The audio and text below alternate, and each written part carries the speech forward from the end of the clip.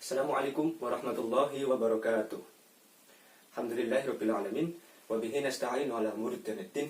Wassalatu wassalamu ala Rasulillah Sayyidina Muhammadin wa ala alihi wa sahbihi ajmain.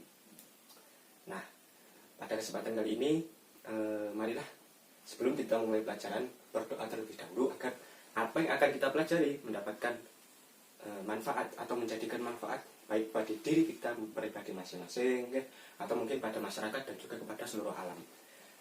Berdoa seperti biasa nih, berdoa saya masih memimpin Mas. Oke, sampai. Bismillahirrahmanirrahim.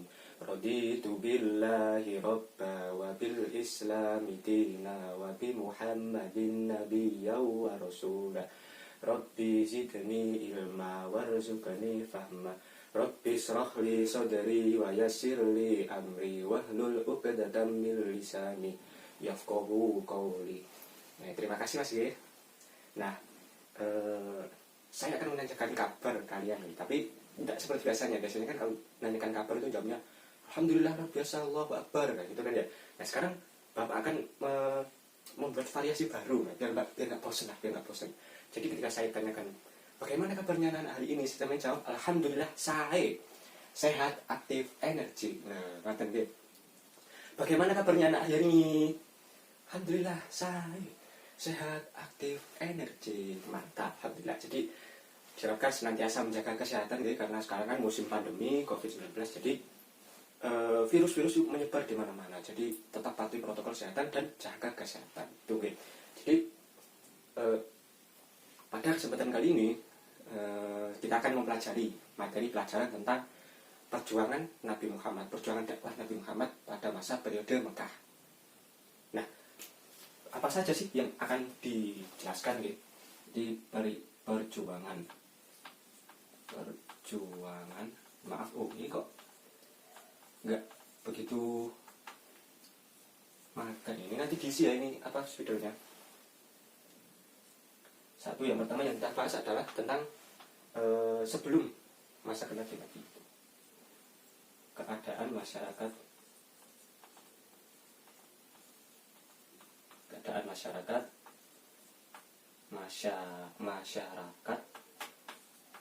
jadi keadaan masyarakat sebelum masa kenabian atau sebelum kelahiran Nabi. Yang kedua adalah kelahiran Nabi.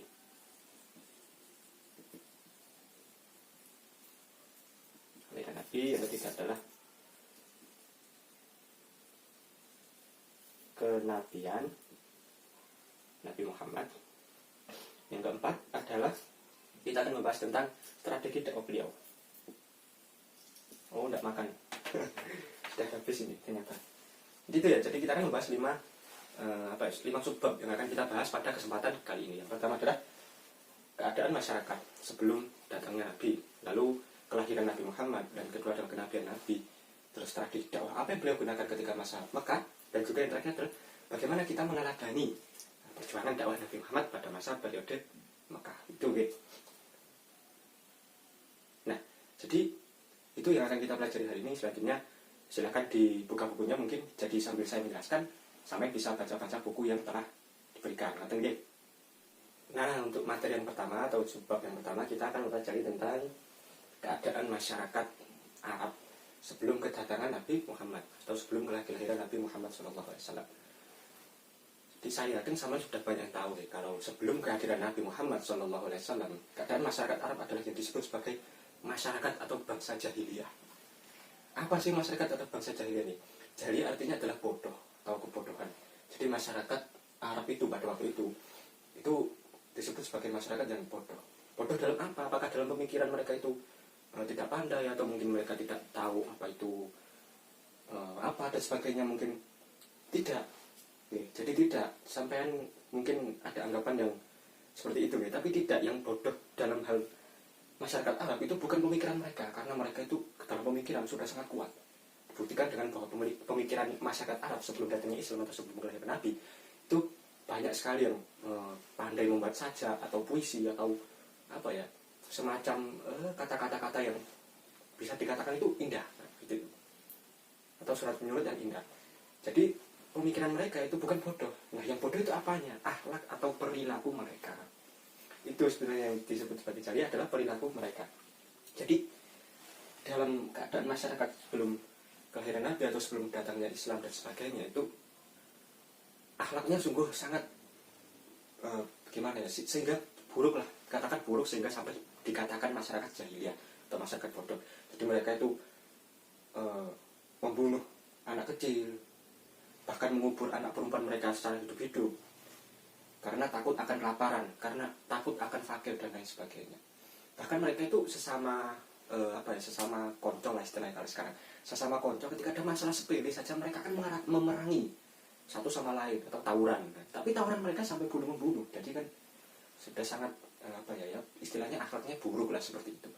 Nah, juga dulu itu waktu masyarakat jahiliyah itu mereka sering minum-minum arak, terus ya saling bunuh-bunuh dan sebagainya, sehingga bisa dikatakan akhlak mereka itu sampai dikatakan jahiliyah atau bodoh. Itu ya anak-anak. Oh iya, saya lupa menyampaikan, kalau bisa nanti ya, bukan kalau bisa ya, silahkan sampai nanti catat poin-poin penting yang Bapak sampaikan ya, yang Bapak saya sampaikan, sampai catat poin-poinnya atau mungkin apa yang sekiranya sampai rasa penting sampai catat. Oke. Nah, ini selanjutnya adalah tentang kelahiran Nabi Muhammad SAW. Jadi beliau Nabi Muhammad SAW lahir pada tahun gajah gitu. Tahun gajah tepatnya adalah 12 Rabiul Awal, tahun gajah. Nah, banyak pendapat mengatakan berapa sih tahun gajah? Tahu berapa sih tahun gajah itu? Banyak yang mengatakan bahwa tahun gajah itu adalah 571 Masehi. Banyak yang mengatakan seperti itu. Namun juga banyak pendapat yang mengatakan berbeda dengan demikian. Namun umumnya adalah 571 Masehi. 12 Rabiul Awal. Nabi Muhammad lahir dari rahim Bunda Siti Aminah. Ya. Dengan ayahnya adalah Abdullah bin Abdul Muthalib. Jangan sampai keliru ya. Jadi pada saat Bunda Siti Aminah mengandung ini, Abdullah ini wafat. Jadi belum sampai bertemu dengan Nabi, maksudnya belum bertemu gitu ya. Pada usia sekitar 2 bulan atau 6 bulan. Kalau di kitab Khulasah itu mengatakan bahwa ayahnya Nabi Muhammad, Abdullah itu wafat pada usia Nabi dalam kandungan 2 bulan atau mungkin 6 bulan secara umumnya. Itu pada waktu itu, jadi Nabi Muhammad sudah ditinggal oleh ayahnya. Lalu setelah itu, setelah Nabi lahir, Nabi disusui oleh Siti Aminah, bunda beliau, selama kurang lebih 7-9 hari. Yang selanjutnya lalu disusui oleh ibu susunya, yaitu Halimah Asyadiyah, sampai beliau berusia 4 tahun. Setelah itu dikembalikan lagi pada ibundanya Siti Aminah, sehingga sampai pada usia 6 tahun ibunda beliau wafat, yaitu Siti Aminah wafat pada saat beliau itu bersama dengan kakeknya Abdul Muthalib ziarah ke makam ayah beliau, yaitu Abdullah. Ya. Pada saat itu, pada usia 6 tahun ketika ibunya wafat, siapa yang merawat? Jadi yang merawat adalah Abdul Muthalib atau kakek beliau. Jadi sudah ditinggal ayahnya, juga ditinggal ibunya. Ya. Pada waktu usia 6 tahun sampai usia 8 tahun. Itu. Sampai usia 8 tahun. Setelah usia 8 tahun, lalu Abdul Muthalib ini wafat. Nah, pada masa Nabi wafat, sampai akhirnya beliau dirawat atau dipasrahkan. Abdul Muthalib ini memasrahkan kepada Abu Thalib, paman beliau, untuk merawat Nabi Muhammad SAW. Oh, ini nggak bisa ini ya. Untuk merawat Nabi Muhammad SAW. Nah, peristiwa-peristiwa apa sih yang mengiringi lahirnya Nabi Muhammad? Jadi banyak sekali peristiwa yang bisa dikatakan ajaib ya, seperti itu. Jadi pada waktu itu, pada masa kelahiran Nabi itu, seperti ada cahaya yang turun, seperti ada cahaya terang yang turun kepada bumi. Lalu ada kejadian seperti api masyarakat Majusi, yaitu masyarakat yang menyembah api atau menyembah matahari ya. Itu api-api yang tidak pernah padam selama 2000 tahun itu padam pada saat hari kelahiran Nabi Muhammad. Jadi lahirnya Nabi Muhammad ini diiringi dengan mukjizat-mukjizat yang bisa dikatakan sangat hebat. Seperti itu ya. Nah lanjut pada saat pada saat umur 8 tahun tadi diasuh oleh Abu Thalib ya. Itu pada saat itu keadaan Abu Thalib itu bisa dikatakan fakir atau kekurangan istilahnya. Nah dengan merawat Nabi, Abu Thalib ini dimuliakan atau diluaskan rezekinya oleh Allah sehingga beliau mencukupi untuk merawat Nabi Muhammad. Pada saat usia 9 tahun, Nabi Muhammad dan juga Abu Thalib ini berdagang ke negeri Sam. Nah, pada saat di tengah perjalanan, beliau ini berdua ini bertemu dengan seorang pendeta yang mengatakan bahwa anak ini atau menunjuk Nabi Muhammad ya, Nabi Muhammad ini akan akan jadi sosok yang besar gitu. Jadi yang mengatakan itu pendeta. Pendeta tersebut melihat tanda-tanda kenabian pada di antara kedua bahu Nabi Muhammad. Jadi beliau mengatakan bahwa Nabi Muhammad kecil ya, akan menjadi nabi pada saat nanti dewasa nanti. Sehingga beliau mengatakan kepada Abu Thalib, bawalah pulang. Takutnya nanti akan dihadang atau dicelakai dan sebagainya oleh musuh-musuh. Sehingga pada saat itu Nabi Muhammad pulang kembali ke rumah, tidak jadi ke Sam gitu. Lalu pada saat usia 25 tahun, singkat cerita guys, pada saat sampai usia 25 tahun, Nabi berangkat lagi ke Syam untuk berdagang, di mana dagangannya ini yang dibawa adalah dagangan dari Sayyidah Khadijah. Lalu beliau banyak sekali membawa keuntungan. Jadi beliau menjual, lalu membeli lagi, lalu membawa laba yang banyak. Beliau berangkat ke Syam bersama dengan Maisyarah, yaitu pelayan dari Siti Khadijah. Nah, 2 bulan setelah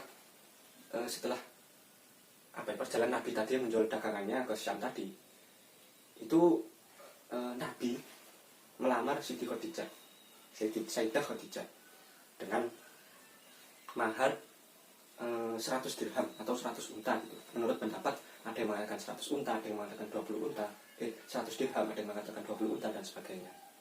Jadi yang melamarkan Nabi Muhammad ini adalah Abu Thalib atau paman beliau. Jadi Nabi Muhammad ini melamar Siti Khadijah ketika beliau berumur 25 tahun. Dengan Siti Khadijahnya berumur 40 tahun. Setelah terjadi itu lalu dan seterusnya sampai akhirnya pada umur 35 tahun ini masyarakat Mekah pada waktu itu merobohkan Ka'bah dengan tujuan untuk memperbarui atau merenovasi, jadi direnovasi untuk yang lama jadi biar lebih bagus. Pada saat itu masyarakat itu terjadi perselisihan antar siapa yang meletakkan batu Hajar Aswad, karena pada waktu itu ada 4 kabilah besar atau 4 kelompok besar yang berpengaruh gitu. Jadi mereka berebut siapa yang akan meletakkan pertama dan sebagainya. Lalu datanglah Nabi membawa solusi, membawa selendang. Jadi 4 kabilah tadi memegang 4 ujung selendangnya, lalu Hajar Aswad diletakkan di tengahnya, sehingga 4 kelompok tadi sama-sama memegang Hajar Aswad dan juga meletakkannya itu. Lalu sampai pada usia 40 tahun beliau uzlah atau beribadah di Gua Hira. Nah itu pada saat itulah masa kenabian Nabi Muhammad. Pada saat itu beliau menerima wahyu pertama beliau itu Quran surat Al-Alaq ayat 1 sampai 5. Sehingga pada saat umur 40 tahun tersebutlah beliau resmi diangkat sebagai nabi dan juga rasul bagi seluruh alam. Itu ya. Nah, selanjutnya adalah strategi dakwah Nabi pada masa periode Mekah. Jadi pada masa periode Mekah, setelah beliau mendapatkan wahyu pertama tersebut, beliau menyampaikan atau menyebarluaskan dakwah beliau. Yang pertama adalah secara sembunyi-sembunyi kepada keluarga beliau, kepada kerabat beliau, kepada teman-teman beliau yang akrab dan sebagainya, seperti Siti Khadijah, terus Abu Bakar As-Siddiq dan lain sebagainya. Nah itu secara sembunyi sampai 3 tahun, berlanjut terus sampai 10 tahun sampai 3 tahun. Lalu setelah 3 tahun tersebut turun wahyu dari Allah SWT untuk dakwah secara terang-terangan. Jadi setelah 3 tahun tersebut dimulailah dakwah secara terang-terangan. Dakwah secara sembunyi-sembunyi tadi diwahyukan oleh Allah pada Quran surat Al-Mudassir ayat 1 sampai 17. Sedangkan untuk yang terang-terangan ini adalah Quran surat Al-Hijr ayat 94. Jadi untuk untuk strategi dakwah beliau pertama-tama adalah secara sembunyi-sembunyi selama 3 tahun, lalu selanjutnya secara terang-terangan selama 10 tahun. Setelah itu baru beliau hijrah ke Madinah. Nah, untuk yang kelima ini terakhir, ini karena tadi nggak bisa, jadi saya sampaikan langsung saja. Yang terakhir adalah meneladani perjuangan dakwah Nabi Muhammad SAW ketika berada di maksudnya periode Mekah gitu. Jadi banyak sekali kisah-kisah yang dapat kita ambil atau kita teladani dari perjuangan beliau pada masa periode Mekah. Di antaranya adalah ketika beliau diganggu, beliau dihalang-halangi untuk berdakwah, beliau tetap sabar, beliau tetap berusaha untuk menyampaikan risalah Islam kepada seluruh orang. Seperti ketika beliau menyampaikan dakwah beliau ke masyarakat Taif. Jadi di sana itu masyarakat Taif itu menolak kehadiran beliau, menolak dakwah beliau, tapi bukan dengan cara halus, dengan cara yang keras. Beliau itu dilempari batu, dilempari kotoran dan lain sebagainya, sampai kedua kaki beliau itu meneteskan darah. Sebegitu beratnya perjuangan beliau, tapi beliau tetap sabar. Itu sifat-sifat Nabi yang dapat diteladani, seperti sabar, pemaaf, terus jujur, amanah dan lain sebagainya, banyak sekali. Nah, mungkin itu saja materi hari ini ya. Jadi materi itu cukup hari ini cukup sekian saja. Jangan lupa tadi poin-poin pentingnya dicatat ya. Nah, sekarang poin-poin penting tersebut kalau sudah dicatat, silahkan saya kasih tugas. Selanjutnya silahkan sampai baca pada literatur lain, seperti mungkin bisa buku atau mungkin dari YouTube atau dari sebagainya, terserah sampai baca, terus sampai rangkum isinya, sampai baca terus sampai rangkum isinya dari literatur atau sumber-sumber yang sampai pelajari, sampai rangkum. Nanti tugasnya harus dikumpulkan minggu depan. Nanti deh, itu saja deh pelajaran yang dapat kita pelajari hari ini.